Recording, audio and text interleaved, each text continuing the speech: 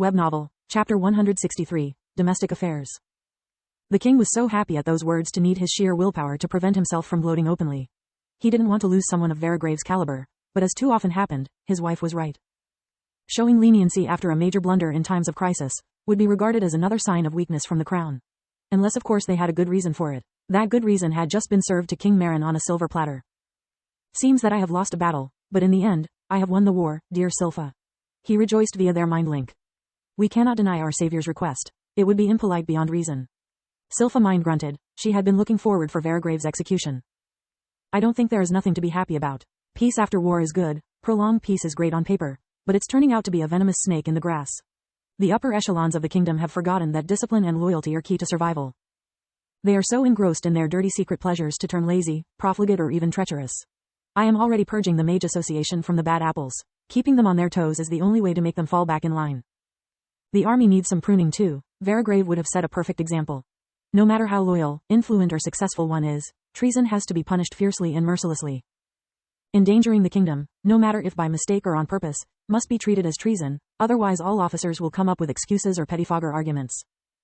I partially disagree, Silpha, Marin replied.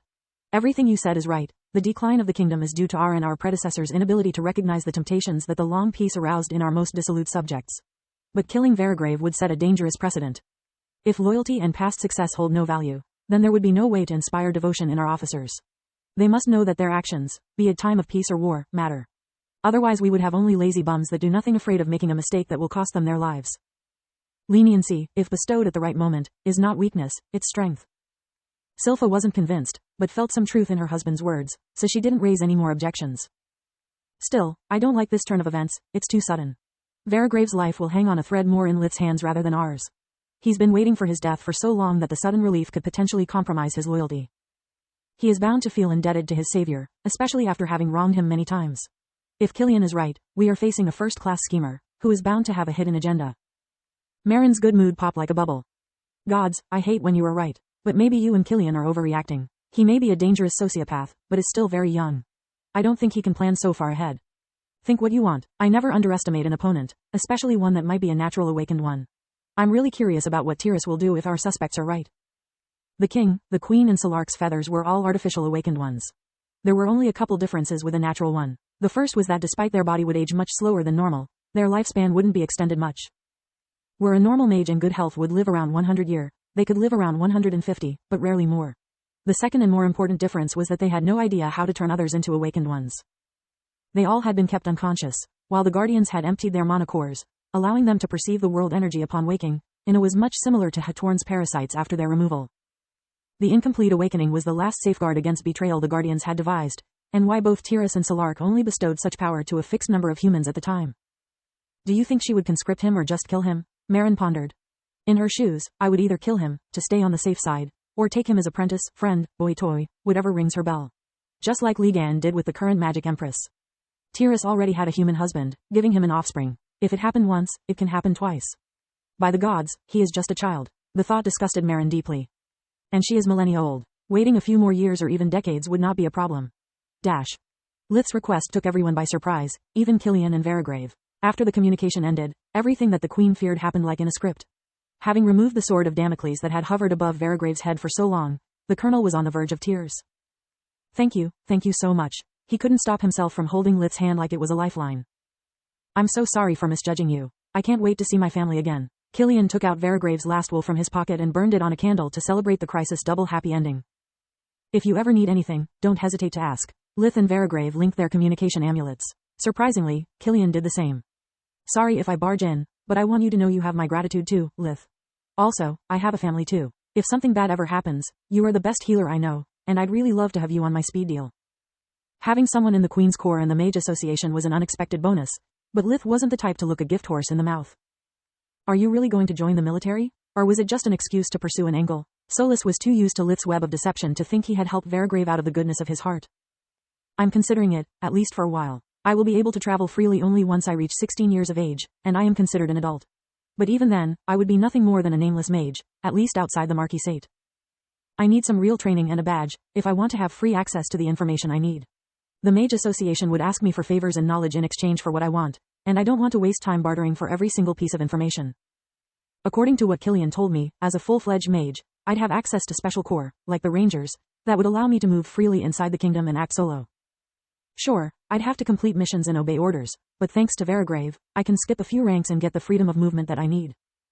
Instead of traveling as a nameless adventurer that has to comply with idiotic requests, is much better to move with the crown watching my back, with a badge that both nobles and mages have to obey too. Also, I can gain more merits and be paid for it. Many birds with one stone. Killian and his unit personally escorted him outside the camp and opened a warp steps to Darios, the capital of the Marquisate.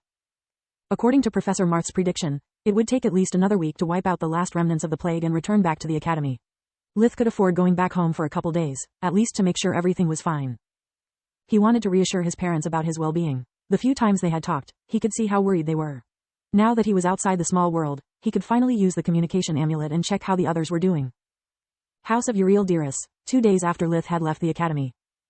Being the lessons suspended, most students had returned back home, either because of nostalgia or forced by their parents.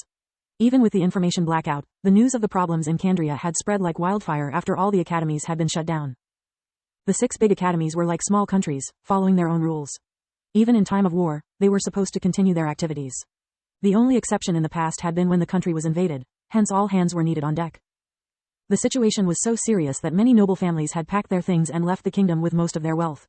As soon as the crown had noticed the rats abandoning the sinking ship, it exploited the opportunity to take out some trash. A decree had been issued that whoever left the kingdom in times of need would be considered a deserter, losing his noble title, the lands, and having all their assets frozen and confiscated by the crown. Many of the old nobles' faction discovered to have become homeless commoners while they were still traveling past the borders to reach their distant relatives in the Gorgon Empire. Uriel was discussing with his father, Archmage Dirus, the opportunity to expand their lands by reclaiming the title their neighbors had relinquished due to their escape, bringing into their Grand Duchy another of the 6 big academies. Their lands accommodated the Fire Griffin Academy already. With the Black Griffin they would have a major role in the Mage Association's business, achieving an authority on par with the Distar Marquisate. Great minds think alike, my son, Velen said, puffing his chest with pride. Unlike his useless siblings that did nothing but drink, gamble and have S**x all day, Uriel was being recognized by the White Griffin Academy thanks to his hard work. He was also demonstrating a very practical and scheming mind, exploiting every opportunity he had at hand. Maybe the Dirus household wasn't doomed, after all. If even Uriel turned out to be like the rest of his children, Velen would have been forced to adopt. But it will not be easy. With the title of Grand Duke we already have too much land and money. By getting more, we could be considered a threat to the crown. But that's ridiculous. Uriel was outraged. The Dirus household never had any political ambition. We have always served the kingdom, improving the lives of our subjects. Velen sighed. You are still too naive, my son. I know it, you know it. The king doesn't, though, and would be stupid of him not thinking of the consequences of letting a single individual get his hands on so much power. We need something big, and I think I have just what we need. Being his heir, Velen shared everything with Uriel, because he trusted his judgment and because he wanted to prepare him for the moment when he would inherit everything.